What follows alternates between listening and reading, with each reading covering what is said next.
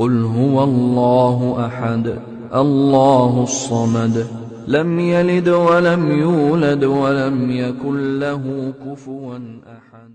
போதைய விக்கிறவன் நம்ம தான். விக்கக்கூடிய இடம் முஸ்லிம்களுடைய பெட்ல தான். ஆனா வாங்கக்கூடியவங்க முஸ்லிம்கள் தான். இதுல எந்த மாற்று கருத்தும் இல்லை. பெட்டி கடையில இருந்து பெரிய கடை வரைக்கும் போதையுடைய தாக்கம் இல்லாமல் வியாபாரம் நடக்குதா? நிச்சயமா இல்ல, நிச்சயமா இல்ல. இதை அடிச்சு நம்ம சொல்ல முடியும். வாங்குறது முஸ்லிம்கள் தான், விக்கிறது முஸ்லிம்கள் தான்.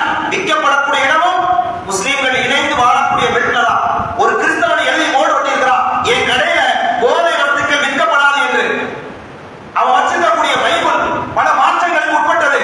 நம்ம வச்சிருக்கக்கூடிய குர்ஆன் சத்திய வேதம், அந்த வேதம் சொல்கிறது இதெல்லாம் ஹராம் அப்படின்னு சொல்லுது. அந்த தூதருடைய பொன்மொழிகள் சொல்கிறது குல்லு ஷராப் அஸ்கர ஃபஹுவ ஹராம், போதை தருகிற அனைத்தும் ஹராம் என்று சொல்லி இருக்கிறது. ஒரு கையில் இறைவேதம், ஒரு மறு கையில் நபிபோதம் என்று மாட்டு பாடக்கூடிய சமுதாயமாக இன்றைக்கு நம்முடைய சமுதாயம் இருக்கிறது. அதை மாற்றி சொல்கிறது. ஆனால் அதை விற்பவர்கள் யார் என்றால் நம்முடைய முஸ்லிம் மக்கள் தான். இன்னொரு திரும்புங்க, திருந்தல அப்படின்னா அல்லாஹ் ரப்பல் ஆலமீன் அதே சம்பவத்தை நம்ம குடும்பத்துல நம்முடைய ஏரியால கொண்டு வரதுக்கு எவ்வளவு நேரம் ஆகும்? அவன் எப்படி படிப்படியை உணர்த்த வேண்டும் என்று விரும்புகிறானோ அப்படி படிப்படியை உணர்த்தியே தீர்வான். அன்பான முறையில் சொல்கிறோம், ரெக்வெஸ்ட் வைக்கிறோம், தயவு செய்து கடையில போதை தருகிற எந்த வஸ்துக்களையும் விற்காதீங்க. அதுல ஒரு பெரிய பரக்கத்தான் இல்லை, ஹராம கொண்டு பரக்கத்து இல்லை. நீங்க வர்ற மாதிரி நினைக்கலாம். அவங்க சொன்னாங்க நீங்க எப்படி வட்டியை பத்தி அல்லாஹ் குர்ஆன்ல சொல்லும்போது அவங்க சொன்னாங்க வட்டி என்பது வியாபாரத்தை கொண்டுதான்.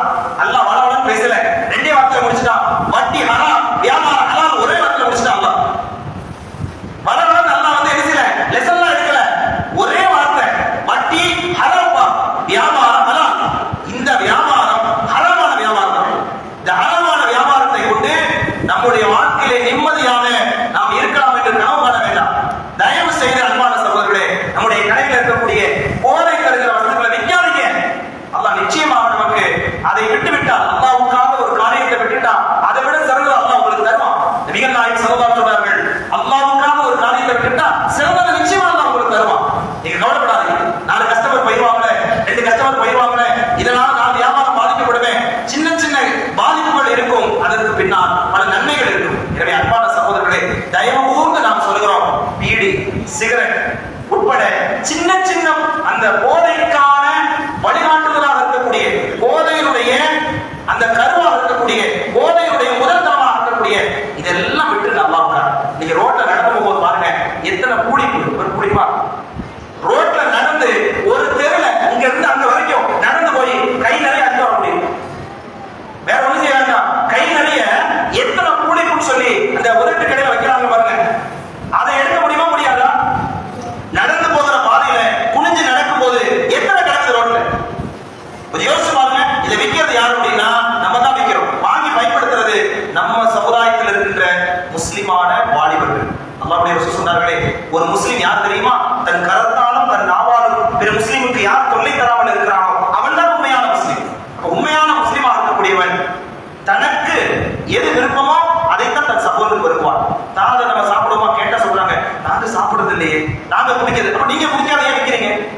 நீங்க பயன்படுத்தாத ஏன் விற்கிறீங்க? நான் கேட்கிறேன். கேட்டா என்ன சொல்றாங்க?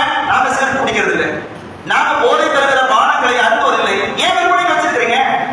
கொஞ்சம் சிந்திக்கணுமா இல்லையா? சொன்னா என்ன சொன்னாங்க? தனக்கு வரும்போதை தன் சகோதரருக்கு வரும்பாளரை உண்மையான பூமி நாட மாட்டார். என் அன்பான சகோதரர்களே, உங்களுக்கு பணிவான வேண்டுகோள் என்னவென்றால், இது போன்ற நிகழ்வுகளை பார்க்கிற போது எதிர்காலத்தினுடைய சந்ததிகள், குறிப்பாக பெண் குழந்தைகளின் வாழ்க்கை கேள்விக்குறியானது. ஏன்னா நம்முடைய சமுதாயத்துக்குள்ளதான் நம்ம என்ன செய்யறோம், இதெல்லாம் விற்பனை பண்றோம். நாளைக்கு நமக்கு வரக்கூடிய மருமகன் ஒரு போதை வஸ்துக்களை உட்பட்டவனாக கூட உருவாகாது. அல்லாஹ் நம்ம அனைவரையும் பாதுகாக்க. எதிர்கால சந்ததிகளை கவனத்தில் கொள்ளுங்கள். அல்லாஹ்வுடைய மார்க்கத்திற்கு கட்டுப்படுங்கள். இனியாவது அதை நீங்கள் விட்டு விடுங்கள். பணிவான வேண்டுகோளாக நாங்கள் வைக்கிறோம். இதனால் நமக்கும் கேடு, நம்முடைய சமுதாயத்துக்கும் கேடு. எனவே ஒரு உண்மையான பூமி தானும் நல்ல விதமாக இருப்பான், மற்றவர்களுக்கும் தொல்லை தராமல் தன் கரத்தையும் தன்னுடைய நாவையும் பாதுகாப்பான் என்ற அடிப்படையிலே நம்முடைய சொல்லாலும் செயலாலும் பிற மக்களுக்கு எந்த விதத்திலும் நாம் தொல்லை தராமல் இருப்போம். இந்த திருத்தனுடைய சம்பவம் நமக்கு உணர்த்தக்கூடிய பாடம் அதுதான். நம்முடைய ஒவ்வொரு நபருடைய பொறுப்பு என்னவென்றால், ஜமாத்தினுடைய தலைவர்கள், குடும்பத்தினுடைய தலைவர்கள், சமுதாயத்தில் இயக்கம் நடத்தக்கூடிய, அமைப்பு நடத்தக்கூடிய பொறுப்பாளர்கள் அனைவருடைய கடமை இந்த வாலிபர்களுக்கு மார்க்கத்தின் அறிவை கொண்டு போய் சேர்க்க வேண்டும். இளம் தலைமுறைகள் இன்னைக்கு போதைக்கு அடிமையாகிறார்கள். இளம் வயதிலேயே அவர்கள் ஆயுதங்களை தூக்கி அவர்கள் சமுதாயத்திற்கு மத்தியிலே வளம் வருகிறார்கள் என்றால் இது உண்மையிலேயே சமுதாயத்திற்கு மிகப்பெரிய ஒரு கேடாகும். எனவே சமுதாயத்தின் தலைவர்களும், இயக்கம் நடத்தக்கூடியவர்களும், அமைப்பு நடத்தக்கூடியவர்களும், பொறுப்பாளர்களும் நீங்கள் உங்களுடைய வாலிபர்களை கண்காணியுங்கள், அவர்களுக்கு அறிவுரையை சொல்லுங்கள், மார்க்க வகுப்புகளிலே அவர்களை பங்கெடுக்க வையுங்கள். உங்களுடைய கரத்தில் அது இருக்கிறது. ஏனென்றால் அந்த 4 குழந்தைகளுடைய அந்த ரீல்ஸுக்கு காரணமே யாருன்னா பெற்றோர் தான். பெற்றோருடைய வளர்ப்பு முறை சரியில்லை. ஏன்னா பெற்றோர்கள் இருவருமே வேலைக்கு போயிருவாங்க. அப்ப பிள்ளையை கண்காணிக்கிறதுக்கு யாரும் இல்லை. நம்ம பிள்ளைகள் தருதலைகளாக சமுதாயத்திலே எதிர்காலத்தில் அச்சுறுத்தல் தரக்கூடிய தீவிரவாதிகளாக, போதைக்கு அடிக்டாகி தனக்கும் பிறருக்கும் தொல்லை தரக்கூடிய மக்களாக உருவாகாமல் இருப்பதற்கு நாம் முறையாக அவர்களுக்கு மார்க்கத்தின் அறிவை கொண்டு போய் சேர்ப்பதற்கு நாம் அனைவரும் முயற்சி செய்ய வேண்டும். வல்லவன் ரஹ்மான் நம்முடைய எதிர்கால சந்ததிகளுக்கு இந்த மார்க்கத்தின் அறிவை தந்து அவர்களை உண்மையான மூமினாக, முஸ்லிமாக வாழச் செய்வதற்கு தௌஃபீக் செய்ய வேண்டும்.